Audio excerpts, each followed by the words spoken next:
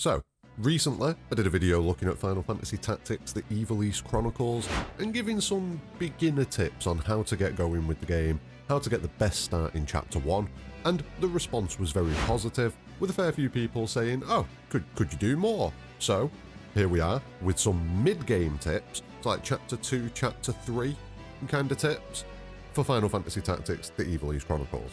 Now, it feels like we've got a fair bit to go through. I was going to break this up into several videos, but no, I figure we can do it all in one. So we're going to jump straight into it, like the video, subscribe for future content, check out the other video if you haven't already, but let's get going. So I think the very first thing to focus on is going to be how to manipulate Brave and Faith. Now, Brave and Faith are statistics that affect your characters in one of two ways. With Bravery, it tends to be more of an effect on melee attacks and things like that, although it does increase the rate of certain buffs hitting you, such as Speechcraft by the Orator class, which we'll get into in a minute.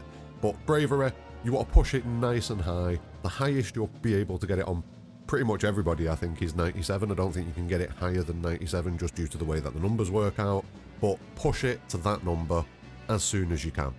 The way that you do this is, at the start of Chapter 2, Ramza will gain access to a new ability in his Squire class, and that ability is called Steal. No, not steal as in sneaking up to someone and taking the accessories or the gil, not that, but more like the metal. Think the metal. And what Steal does is it boosts your bravery, or a character's bravery, by 5 in combat.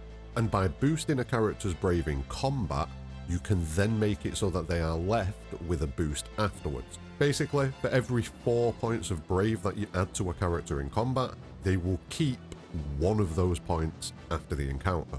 And in combat, you can keep on pushing the bravery number up. It'll cap at 100. It can take a little while to push everybody's bravery up to 97, but with a little bit of persistence and while doing a few other things as well, which we'll go into in this video, it is very doable. The main thing to remember is that for every 4 brave that you add to a character in combat, they will keep 1. You don't want to let a character's bravery get too low, otherwise they'll become a chicken and they'll run away. No, I am not joking. I am not joking. So don't let a character's bravery go below, I think it's 9. I think if you start going below 10 bravery, you're in danger. If you go below 5, you've lost that character, guaranteed. So don't let that happen. Make sure that you're pushing it up. Other skills that you can use, there are other skills that come up later on in the game, but in like Chapter 2 and Chapter 3, the main 2 skills that you're going to want to use to push bravery up are Ramza's Steal ability, and the Orator class has an ability called Praise. That will also push your bravery up by 4. One thing I have noticed with this ability though is that you want to make sure that the Orator is on the Black Mage class. So set it up as a Black Mage, learn the skills that you need from the Orator class, use that as your second class, so it'll be Black Mage and Orator, and that'll give you the best chance of landing it. With Ramza's Steal ability, it lands every time, whereas with the Orator's Praise ability, it can miss a fair bit. Especially if the character that you're using it on has got low brave, I think that factors into it as well. So yeah, make sure that you're giving yourself the best opportunity. The Speechcraft skills from the Orator scale off magic attack, so Black Mage is the way to go. 100%. Push your magic attack as high as you can, and you'll be able to use the Speechcraft abilities, and you'll be able to use them for something else, which comes in a minute. But you definitely want to have a Black Mage Orator class in order to do a lot of Speechcraft things. I'm going to get into another one of those now. So Bravery, we're done with that. Remember, every 4 points that you boost it in combat, you keep 1 at the end. Push everybody up to 97. Everybody. Anyone that you use in combat, get them up to 97. Worth it. But then we have the other stat, Faith. And Faith can also be boosted. Now, the only way that you're going to be able to boost Faith in Chapter 2 and 3 is by using the Orator's Speechcraft abilities, and instead of using Praise, you want to use Preach, obviously. But you have to be a little bit more careful with Faith. And there are 2 reasons for that. The first one is that magic in this game works on faith, and the more that you believe, the more faith that you have, the more effective magic is. Well, that goes both ways. So if you've got high faith, your magic will do more, but magic done to you will also do more. So there's a balancing act to be struck there. You don't want to push faith too high just because of that. You'll be taking an excessive amount of damage. Yeah, you'll be doing an excessive amount of damage, but you'll also be getting hurt. Another point is, I wouldn't boost your faith on your melee characters unless it's maybe you've got Ramza and you're going to use a bit of magic with him, push his faith up a little bit. But realistically, the way I personally do it is I kind of stop at 80. I don't really push anyone's faith above 80. You can maybe push to 85. But once you start getting into the 90s, the other problem with faith comes in. And that is the fact that in the same way that if someone becomes a chicken because the bravery goes too low and they run away, if your faith goes too high, you kind of become like a traveling preacher of some sort. Basically, the character leaves to go and pursue a higher purpose. I think that's the gist of it. They decide, oh no, I'm not doing this anymore, I have a mission from God. See you later, bro. And that's it, you lose that character. I think that happens at around 95 faith. So personally, I like to stay way clear of that. Keep it around 80 to 85. You should be protected. You'll be doing nice damage. You'll be taking more damage, but it shouldn't be too excessive. Yeah, I would say use the preach ability to boost your casters up to about 80, 85 faith. In the same way that you boost everybody else's brave. And you boost everybody's brave, even the casters, make sure you push their brave up. There's no negative impact to having good brave, as far as I can tell. The only other thing to talk about with faith and brave is the fact that you can reduce these numbers as well, should you need to.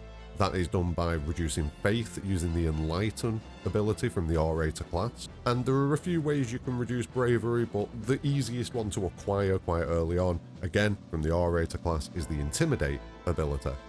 These two can be used to lower those numbers respectively should you need to. I don't think there's ever a reason to lower your brave, personally. I'm struggling to think of one. Let me know in the comments below. Maybe there's some obscure thing that I've forgotten. But in general, you want brave to be quite high. And faith, you want to try and keep it on your casters around that 80 point. On everybody else, it's good at around the 50-60 mark. You don't want it to be too low, but it's not necessary. And yeah, don't let it get too high. If you start seeing faith going above 90, you're in trouble. So you keep it down there. And same with bravery, if you see it go below 10, you're in trouble. So that's everything about bravery and faith that I think we need to touch on at this point. We're going to move on to the next subject now. And the next thing we're going to talk about is the poaching system. Now, we're already at 7.5 minutes. I'm starting to regret doing this all as one video. We'll keep going. We might as well. We've started, so we'll finish. So, the poaching system kind of ties into another system as well, which is the whole recruiting monsters and breeding monsters and things like that. We're going to try and go over it super quick. A lot of the resources that you're going to need, you are going to have to look them up because, you know, you're going to need to find a list that tells you all of the monsters, where you can find them, things like that. What items they give you, more importantly. Because the basic gist of it is this. Monsters in combat can be killed by a character that's got the poach ability equipped, and they will then take that carcass, and in Chapter 3, you become able to trade those carcasses for items. That's the basic gist of it. But there's a way that you can manipulate this, and, you know, as always, there's always a way you can manipulate things. But yeah, there's a way that you can manipulate this in order to get some pretty beefy items. And, once again, integral to this is the Orator class. The Orator class is quite useful. Pair it up with the Black Mage, so that it's got that high magic attack. And what you want to do is, you go to this list, and you can start doing this in the very early game, to be honest with you. As soon as you can access the Orator class, you can do it. So you can do it in Chapter 1 if you really want to. But what you need to do is, we need to go catch some monsters first and foremost. You do get some passively, like Bocco. You get Bocco the Chocobo. He's a free one that you get. But what you need to do is, you need to go into combat against a group of enemies, go up to one of them with your Orator Black Mage, and use the Entice ability on them. And after a couple of attempts, it won't work every time because it is a little bit tough, but you will get it eventually, and they will become a traitor. And if they're still alive, at the end of combat, you will be given the option to recruit that character, that monster, to your team. The next step involves just walking around, pretty much, because if you've got monsters recruited into your team, every day that you're walking around on the world map, they have a chance to lay an egg. And then that egg will hatch, and you will get another monster. And there is a good chance that if you've got, say, the first level of a monster, let's say you've got Bocco the Chocobo, he can potentially lay an egg that will give you access to the next level of Chocobo. And there are 3 levels of each monster. So Bocco will lay eggs, and eventually you will get one for that next level of Chocobo, which is a purple Chocobo. And after that, that purple chocobo will begin to lay eggs, and eventually you will get an egg that will give you a red chocobo. And at that point, you have got all 3 levels of chocobo. But there's more.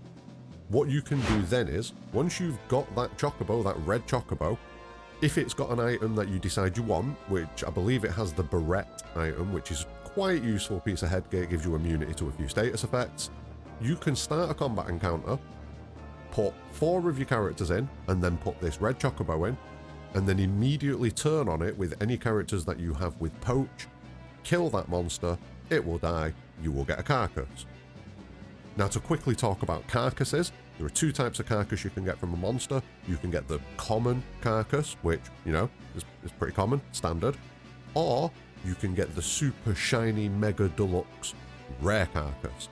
And they tend to be the ones that hold the best items. There are a couple of examples of the common item being really good as well, which, you know, you can look into. You need to go and do a little bit of research on this.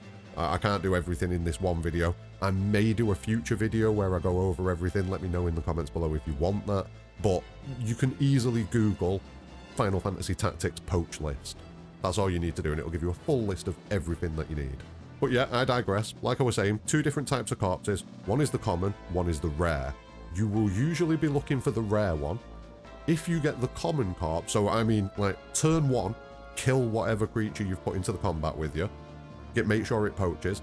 If you don't get the rare carcass, press start, retry, restart battle. And it'll just restart the combat encounter again, kill it again, see if you get the rare one. If you don't, retry the combat. Keep doing that until you get the rare carcass, and then you're done. Sounds like a pain, is a little bit of a pain, I'll be honest with you. It definitely is a little bit of a pain, but some of the gear that you can get from it is phenomenal. Like I was saying, you can get the Barrette, you can get other accessories like the ribbon and things like that. So, you know, you can get ribbons out of this. So it's definitely worth paying into. Another thing that you can get is the Defender, which is a phenomenal sword for anyone that's wielding it. And there is a bit of a build that I kind of like, which is a dual wield knight, where you take a knight, you put dual wield off the ninja class on them, and then you give them 2 defenders.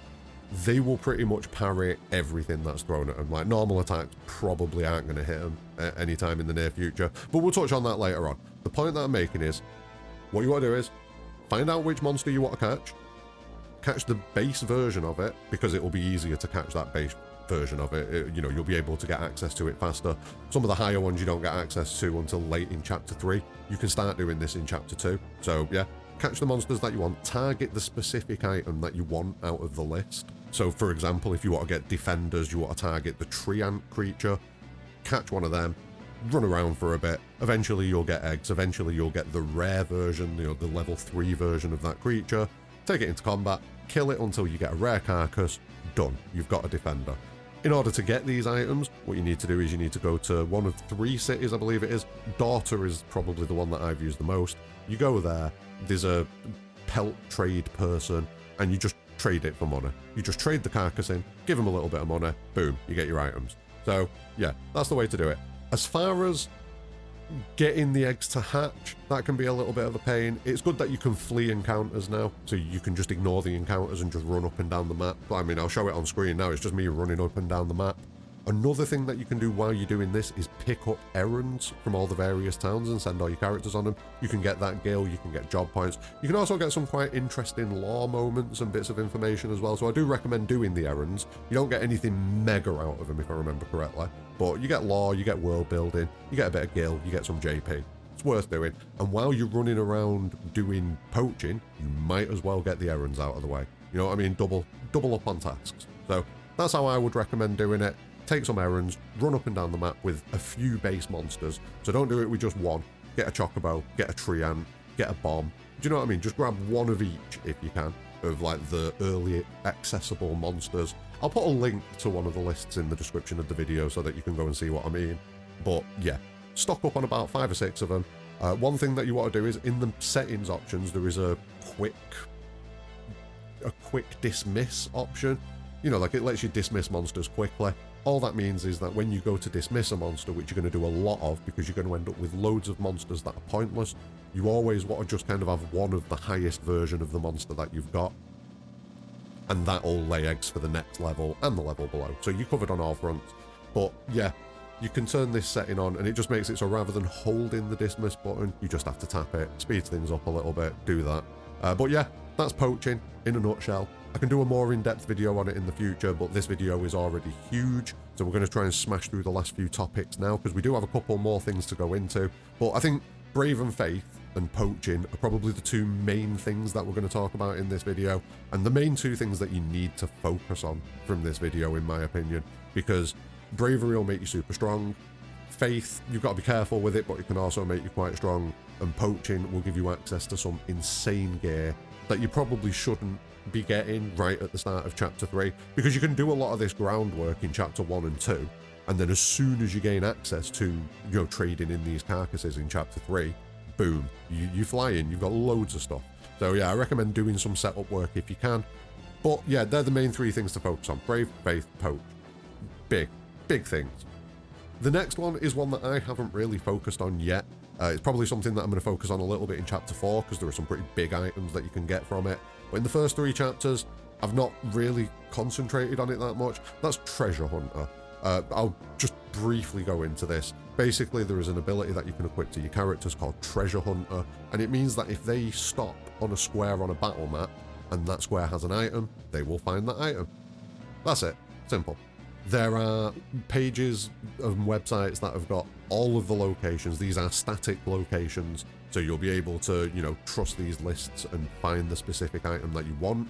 I am, again, not going into this on the whole video. I will try and remember to put a link to this in the description below, but again, Final Fantasy Tactics Treasure Hunter. Just search that on Google and you'll find a list of where everything is very quickly. There's some pretty good stuff that you can get. Like I say, not so much in Chapter 1 and 2. Useful things, but not like, oh my god, especially if you're doing Poaching. But in Chapter 4, there are some very high-level weapons and bits of gear in a certain dungeon that you can gain access to using the Treasure Hunter ability, and that's going to be one for a future video. So keep an eye out for that one. But yeah, keep Treasure Hunter in mind.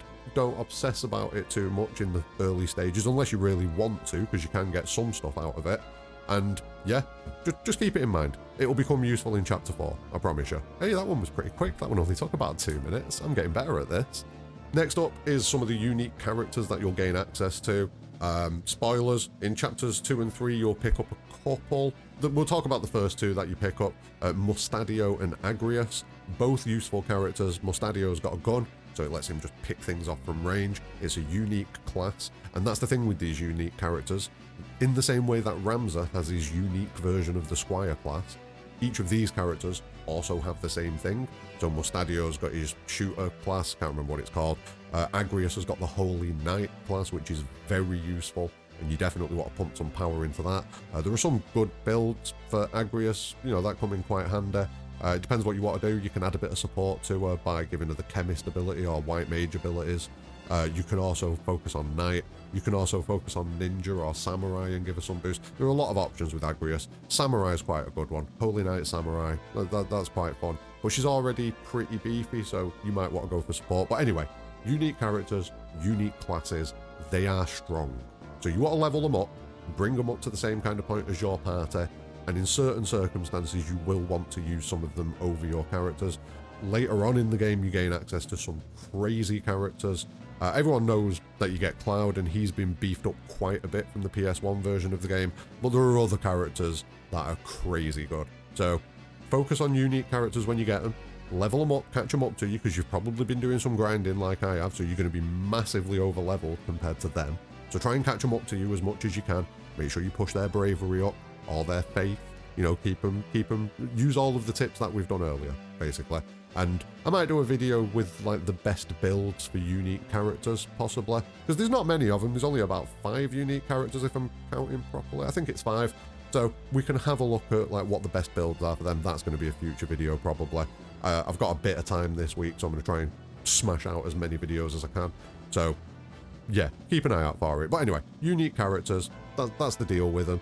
Most of them you'll recruit passively. I believe Cloud is the only one that you actually have to make a bit of effort for. It's not a thing until Chapter 4 though, so don't stress out about it too much. Once you get into Chapter 4 though, look up how to recruit Cloud, because he's useful now. He wasn't very useful in the old game, but he's useful now. So, pick him up. And plus it's Cloud. Come on, why wouldn't you? Okay, final thing that we're going to talk about at this point for like mid-game tips, because obviously you want to implement the tips from the first video as well. Do a little bit of leveling where you can, make sure you're strong. If you've got yourself at around level 30, you are going to destroy chapters 2 and 3 pretty much. So yeah, you don't need to go crazy with it, but you can push yourself as high as you want.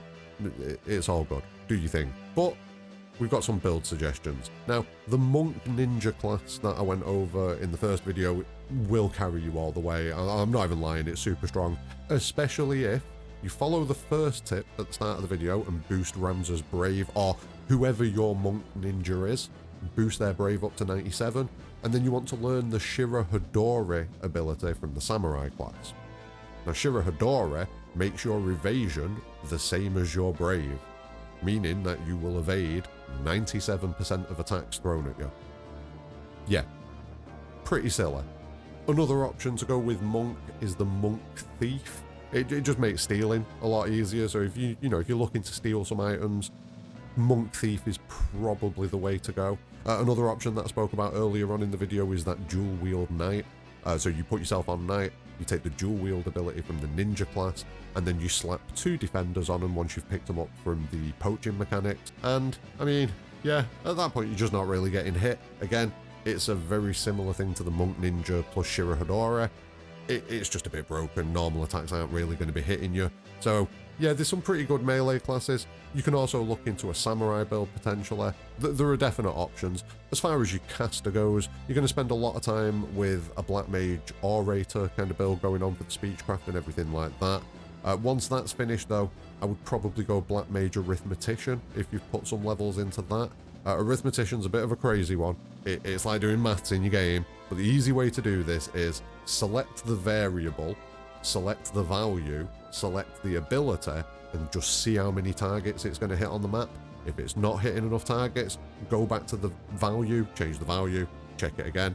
If it's not doing it, go back to the value, check the value. Once you've changed all the values and you're not happy with how many enemies you're going to hit and how many of your team you're going to hit, maybe go back and change the variable and go through the values again.